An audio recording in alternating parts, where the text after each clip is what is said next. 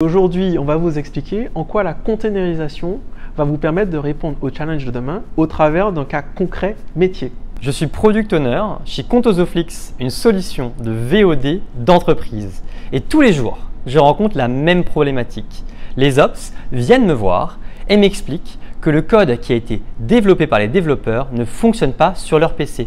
J'ai pensé à une solution, ce serait les conteneurs. Est-ce que tu penses que ça pourrait répondre à ma problématique? Pas d'inquiétude, il existe les containers. Qu'est-ce qu'un container? C'est une enveloppe qui va contenir tous les éléments liés à l'exécution du code et qui va permettre que cette enveloppe s'exécute de la même façon sur le PC du développeur ou sur le PC du DevOps.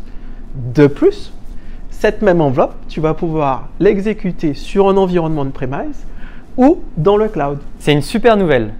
Mais est-ce que cela va impacter les performances de mon application? Ce conteneur, cette enveloppe, c'est pas contraignant? Justement, le container contient le strict minimum lié à l'exécution de ton code. Par conséquent, cette enveloppe, elle est très petite, de l'ordre de quelques mégaoctets. De ce fait, elle va être facilement réplicable pour pouvoir augmenter les performances de ton application. Du fait que cette enveloppe soit facilement réplicable, on dit généralement scalable, tu vas pouvoir facilement la mettre à jour.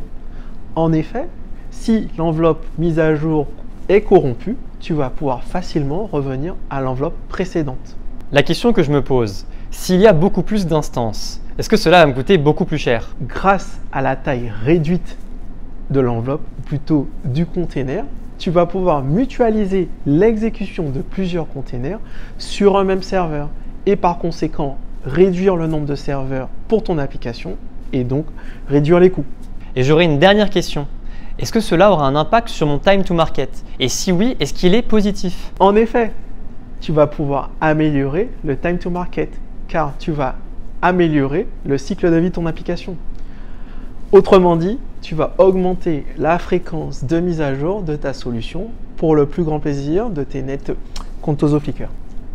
Merci Dominique. Pour moi maintenant, le concept de conteneur est beaucoup plus clair. Si je résume, les conteneurs vont me permettre de maximiser les performances de mon application, réduire mes coûts de développement et de déploiement, mais également tout en maximisant mon time to market. Si tu veux aller beaucoup plus loin, n'hésite pas à te renseigner sur l'approche microservice.